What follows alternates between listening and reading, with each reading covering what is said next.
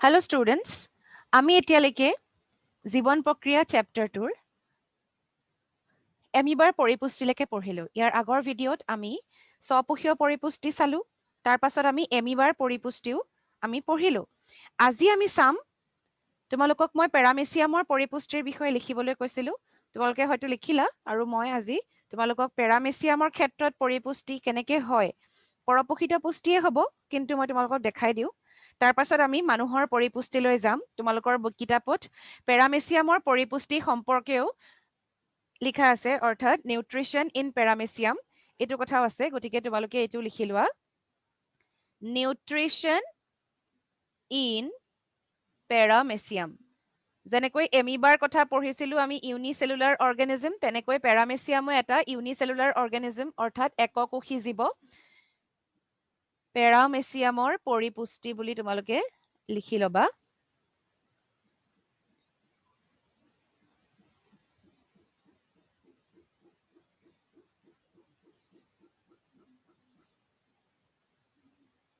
পেৰামেচিয়ামৰ পৰিপুষ্টি। আৰু তোমালোকক মই কৈছিলো যে পৰিপুষ্টিৰ বিষয়ে তোমালোকে যেতিয়া লিখিবা, যিহৰে পৰিপুষ্টি লিখিব নলগা হওক কিয়, স্বপোষীয় পৰিপুষ্টিৰ কথা কোৱা নাই, পৰপোষিত পুষ্টিৰ ক্ষেত্ৰত তোমালোকে 4টা ষ্টেপত তোমালোকে কথাখিনি লিখিবা। গতিকে তোমালোকে কি লিখিবা? প্ৰথমতে যেতিয়া আমি পেৰামেচিয়ামৰ পৰিপুষ্টিৰ কথা ক'ম, ইয়াত তোমালোকে প্ৰথম কি পইণ্ট লিখিবা? প্ৰথমতে আহিব ইনজেশ্যন। ইনজেশ্যন মানে কি? খাদ্য। ইনজেশ্যন মানে খাদ্য সংগ্ৰহ। খাদ্য সংগ্ৰহ। পেৰামেচিয়ামে এতিয়া খাদ্য সংগ্ৰহ কেনেকৈ কৰে? যিহেতু আমি পৰিপুষ্টিৰ কথা পঢ়ি আছো, গতিকে তোমালোকে ইয়াত খাদ্য সংগ্ৰহৰ কথা বা কেনেকৈ আমি খোৱা বস্তুটো ল'ম সেই কথাটো আমি ক'বই লাগিব। গতিকে তোমালোকে লিখিবা বাই চিলিয়া থ্ৰু। তোমালোকে মোৰ লগে লগে নোটটো প্ৰিপেয়াৰ কৰি যাবা, তেতিয়া তোমালোকৰ আৰু বিশেষ কষ্ট কৰিব নালাগে। By cilia through oral groove into গালেট।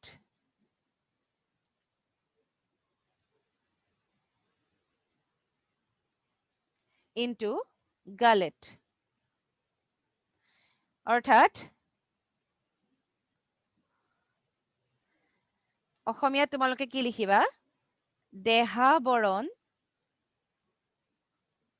আগুৰি থকা চিলিয়াৰ সহায়ত। দেহাবৰণ আগুৰি থকা চিলিয়াৰ সহায়ত। হ'ল? দেহাবৰণ আগুৰি থকা চিলিয়াৰ সহায়ত ইহঁতে সংগ্ৰহ কৰে। তোমালোকক মই এটা ডায়েগ্ৰাম, ইয়াত হয়তো মোৰ বিশেষ এটা ভাল নহ'ব, তথাপিতো মই তোমালোকক অলপমান ডায়েগ্ৰামটো দেখাই দিছো। ইয়াত এনেকৈ কি থাকে? চিলিয়াবিলাক থাকে, চুলি সদৃশ চিলিয়াবিলাক থাকিব।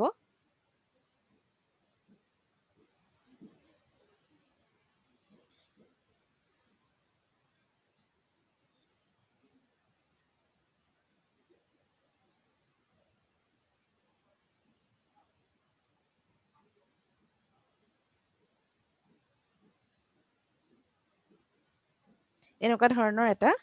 ষ্ট্ৰাকচাৰ থাকিব। গতিকে এই চিলিয়াৰ সহায়ত ইহঁতে কি কৰিব? খাদ্য বস্তু ভিতৰলৈ সোমোৱাই আনিব। এনেকে খাদ্য বস্তু ভিতৰলৈ সোমাই যাব। আৰু ভিতৰত কি থাকিব? খাদ্য ঋত্তিকা থাকিব, মানে ফুড ভেকুৱল থাকিব। ইয়াত তোমালোকে কি কৰিবা? কি লিখিবা? খাদ্য ঋত্তিকা সৃষ্টি, মানে ফুড ভেকুৱল ইজ ফৰ্মড।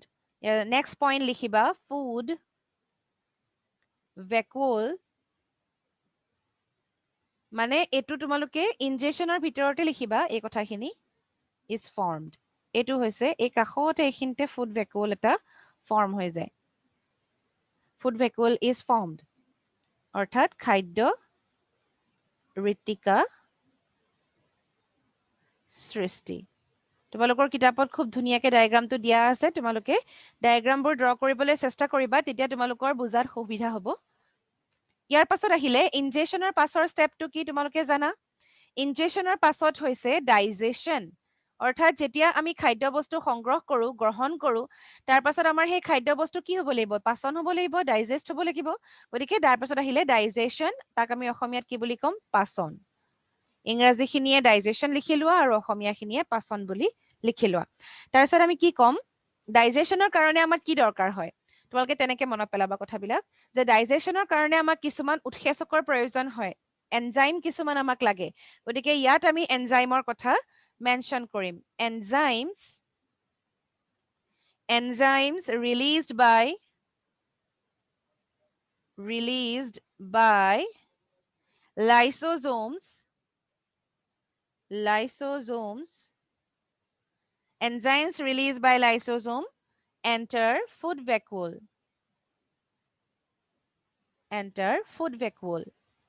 কাৰণ এতিয়া খাদ্য বস্তু আমাৰ ক'ত আছিলে ফুড ভেকুলত আছিলে অৰ্থাৎ খাদ্য ঋতিকাত আছিলে গতিকে এনজাইমটো ক'লে ৰিলিজ হ'ব লাগিব ফুড ভেকুললৈ ৰিলিজ হ'ব লাগিব সেইকাৰণে কোৱা হৈছে যে এনজাইম ৰিলিজড বাই লাইসোজোমছ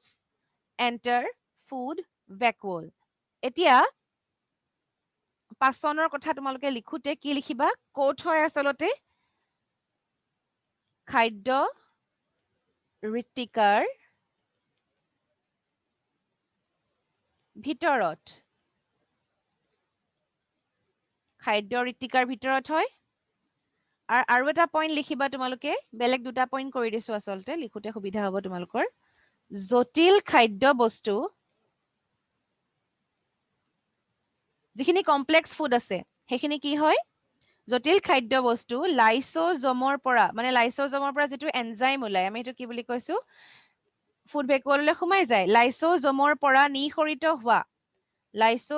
পৰা নিঃসৰিত হোৱা কি হ'ব আমি এনজাইমৰ কথা কৈছিলো গতিকে তোমালোকে কি বুলি লিখিবা উৎসেচক বুলি লিখিবা উৎসেচকৰ জৰিয়তে কি হ'ব সৰল অৱস্থালৈ পৰিৱৰ্তন হোৱা মানে কি জটিল খাদ্য বস্তু সৰল অৱস্থালৈ পৰিৱৰ্তন হোৱা মানে হৈছে পাচন হোৱা গতিকে উৎসেচকৰ জৰিয়তে সৰল অৱস্থালৈ পৰিৱৰ্তন বা তোমালোকে তেনেকৈ নিলিখি কি লিখিব পাৰা লাইসোজোমৰ পৰা নিঃসৰিত হোৱা উৎসেচকৰ জৰিয়তে পাচন তেনেকে লিখিলেও জটিল খাদ্য বস্তু সৰল অৱস্থালৈ পৰিৱৰ্তন যে হৈছে সেইখাৰ কথা বুজাব আৰু তেনেকে যদি নিলিখা এনেকে লিখিবা দুইটাই তোমালোকৰ ইচ্ছা অনুযায়ী লিখিব পাৰা সৰল অৱস্থালৈ পৰিৱৰ্তন এই মাজে মাজে যদি এডাল অনিচ্ছাকৃতভাৱে আহি যায় তোমালোকে সেইডাল ইগনোৰ কৰিবা আৰু এই যেটো পাচনৰ প্ৰক্ৰিয়া এই প্ৰক্ৰিয়াটোক আমি কি বুলি কওঁ জানানে ডাইজেশ্যনৰ এই প্ৰসেছটোক আমি কি বুলি কওঁ this process is termed as intracellular digestion কিয়নো কাৰণ এটা সেলৰ ভিতৰতে এই ডাইজেশ্যন প্ৰসেছটো হয় সেইকাৰণে আমি ইয়াক কি বুলি কওঁ ইন্ট্ৰাসেলুলাৰ ডাইজেশ্যন বা ইয়াক আমি কি বুলি কওঁ অন্তঃকোষীয় পাচন বুলি কোৱা হয় লিখি দিবা ইয়াৰ পাছৰ পইণ্টটো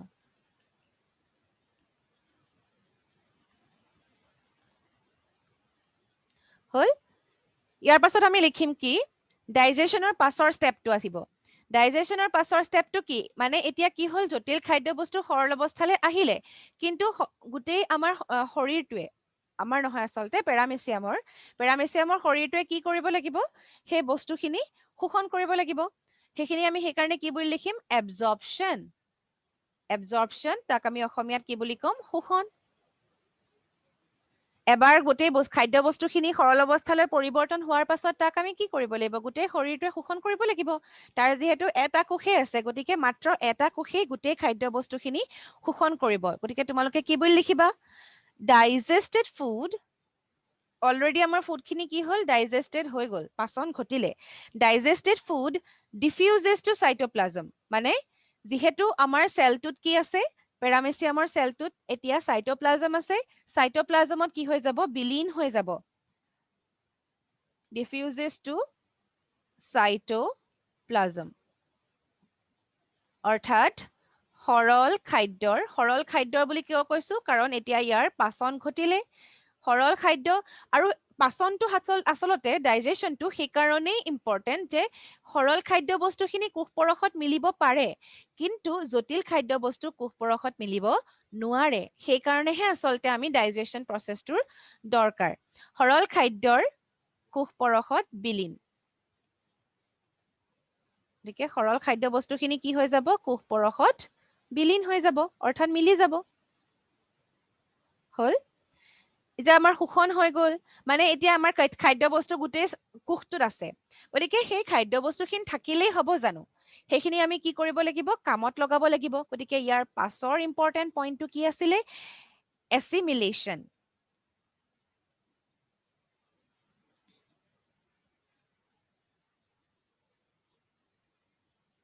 এছিমিলেশ্যন অৰ্থাৎ তোমালোকে অসমীয়াত কি বুলি ক'ব পাৰা পৰিপাক বুলি ক'ব পাৰা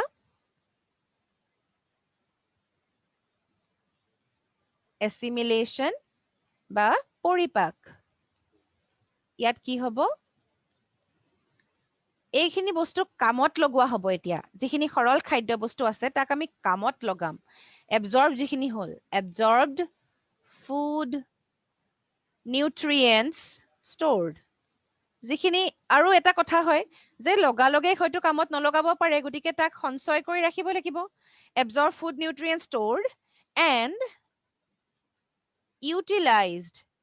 মানে তাক ব্যৱহাৰ কৰিম আমি later for synthesis বেলেগ বেলেগ বস্তু সিনথেসিসৰ কাৰণে আমি তাক কি কৰিম ব্যৱহাৰ কৰিম অৰ্থাৎ অসমীয়াত আমি কি কম মই এফালে লিখিছো খাদ্যৰ পৰিপাক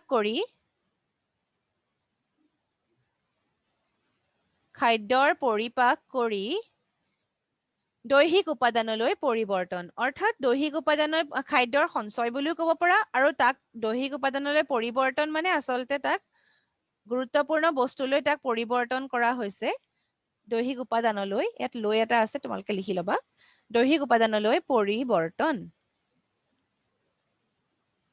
হল তাৰ পাছত লাষ্টৰ আচলতে এইটো ষ্টেপটো তোমালোকে ইয়াৰ আমি পৰিপুষ্টিৰ ষ্টেপ বুলি নকওঁ কিন্তু ইজেশ্যন বুলি এটা ষ্টেপ আহে সেইটো কি হয় আনডাইজেষ্টেড ফুড অদৰকাৰী খাদ্য বস্তুখিনি আচলতে আমি মানুহৰ ক্ষেত্ৰত তাক আমি ৰেচন বুলি বেলেগ ধৰণে পঢ়িম কিন্তু ইয়াত তোমালোকৰ মাত্ৰ অলপ অলপ কথা পঢ়িব লাগে কাৰণে তোমালোকে ইয়াতে আনডাইজেষ্টেড ফুডখিনি কি হয় লিখি দিবা এটা লাইন মেনশ্যন কৰি দিবা আনডাইজেষ্টেড food expelled undigested food expelled out through anal pore through anal pore মানে কুখাবৰণখনত কিছুমান বিন্ধা থাকে এনেল পৰ কাৰণ আমি এনাছ বুলি কওঁ যেতিয়া মানুহৰ ক্ষেত্ৰত আমি এনাছ বুলি কওঁ গতিকে যিবিলাক ফুটাই দি সিহঁতৰ খাদ্য বস্তু বাহিৰলৈ ওলাই যায় সেইবিলাকক কি বুলি কৈছে এনেল পৰ বুলি কৈছে অৰ্থাৎ অপাচিত খাদ্য কুখাবৰণৰ জৰিয়তে বহীকৰণ কুখাবৰণৰ জৰিয়তে বহীকৰণ কুখাবৰণৰ জৰিয়তে বহীকৰণ গতিকে এইখিনিলৈকে আমি প্ৰথম কি চালো আকৌ এবাৰ চাই লৈছো চোৱা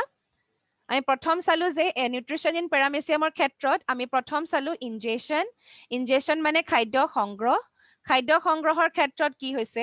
খাদ্য সংগ্ৰহ কৰোঁতে চিলিয়া ব্যৱহাৰ কৰিছো তাত ইম্পৰ্টেণ্ট পইণ্ট তোমালোকে এইটোৱে চাব লাগে যে চিলিয়া ব্যৱহাৰ কৰিছো দেহাবৰণ আগুৰি থকা চিলিয়াৰ সহায়ত ইহঁতে খাদ্য গ্ৰহণ কৰে আমি যেতিয়া এমিবাৰ কথা পঢ়িছিলো তেতিয়া আমি কি পাইছিলো সিহঁতৰ আঙুলি সদৃশ কুটপট থাকে অৰ্থাৎ চিউডোপডিয়া বা ফলছ ফিট থাকে কিন্তু আমি যেতিয়া পেৰামেচিয়ামৰ কথা পঢ়িছো তেতিয়া আমি কি পঢ়িছো চিলিয়াৰ কথা পঢ়িছো আৰু তোমালোকে চিত্ৰটোত দেখাও পাইছা এইবিলাক চুলি সদৃশ যিবিলাক আছে তাক আমি কি বুলি কৈছো চিলিয়াৰ কথা কৈছো আৰু খাদ্য বস্তুখিনি সংগ্ৰহ কৰাৰ পাছত সি ক'ত জমা হয় বুলি কৈছে খাদ্য ঋতিকাৰ সৃষ্টি কৰে খাদ্য ঋতিকা মানে ফুড ভেকুল সৃষ্টি কৰি তাৰ ভিতৰত খাদ্যখিনি সোমাই থাকে এতিয়া আমাৰ এইখিনি আছিলে জটিল খাদ্য বস্তু তাক আমি দেহাবৰণখন বা কোষৰ যিখিনি দৰকাৰী বস্তু আছে তাৰ লগত মিলিত হ'বলৈ কাৰণে আমি তাক কি কৰিব লাগিব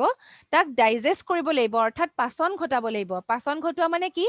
to turn the complex food into simpler ones জটিল খাদ্য বস্তু সৰল বস্তুলৈ পৰিৱৰ্তন কৰা এতিয়া ডাইজেশ্যনত কি হৈছে এনজাইমছ ৰিলিজড বাই লাইসোজোমছ এন্টাৰ ফুড ভেকুল এনজাইম বিলাক ফুড ভেকুলত সোমাই যাব অৰ্থাৎ উৎসেচক বিলাক খাদ্য ঋতিকাৰ ভিতৰলৈ সোমাই যাব আৰু জটিল খাদ্য বস্তুখিনি লাইসোজোমৰ পৰা নিঃসৰিত হোৱা উৎসেচকৰ জৰিয়তে সৰল অৱস্থালৈ পৰিৱৰ্তন The enzymes are released by lysosomes তাত লাইসোজোম থাকে যেনেকৈ আমি আমাৰ লাইসোজোমটো কি বুলি কওঁ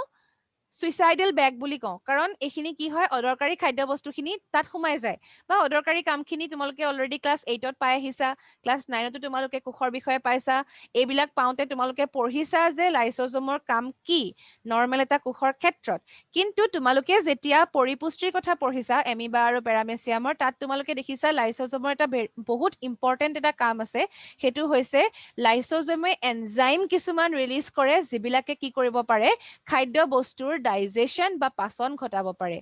গতিকে সেইবিলাকৰ পৰা কি হয় সৰল অৱস্থালৈ পৰিৱৰ্তন এতিয়া বস্তুখিনি কি হৈ আছে সৰল হৈ আছে আৰু যিহেতু এই কামখিনি কি হয় এটা কোষতে গঠন হয় গোটেই কামখিনি গতিকে ইয়াক আমি কি বুলি কওঁ ইন্ট্ৰাসেলুলাৰ এটা কোষৰ ভিতৰতে গতিকে অন্তঃকোষীয় পাচন তাৰ পাছত আহিলে এবজৰ্পশ্যন কাৰণ খাদ্য বস্তু যেতিয়া আমি পাচন ঘটিলে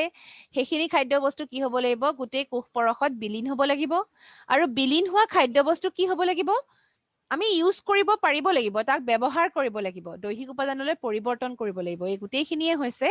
পেৰামেচিয়ামৰ পৰিপুষ্টি আৰু যিখিনি অদৰকাৰী থাকি গ'ল সেইখিনি আমি বাহিৰলৈ উলিয়াই দিম আৰু কেনেকে বাহিৰলৈ উলিয়াই দিছে কোষাবৰণৰ জৰিয়তে বা থ্ৰু এনেল প'ৰ বুলি তোমালোকে ক'ব পাৰা গতিকে এইটোৱে আছে পেৰামেচিয়ামৰ পৰিপুষ্টি আমি ইয়াৰ পাছৰ ক্লাছত মানুহৰ পৰিপুষ্টিৰ বিষয়ে ডিটেইল ষ্টাডি কৰিম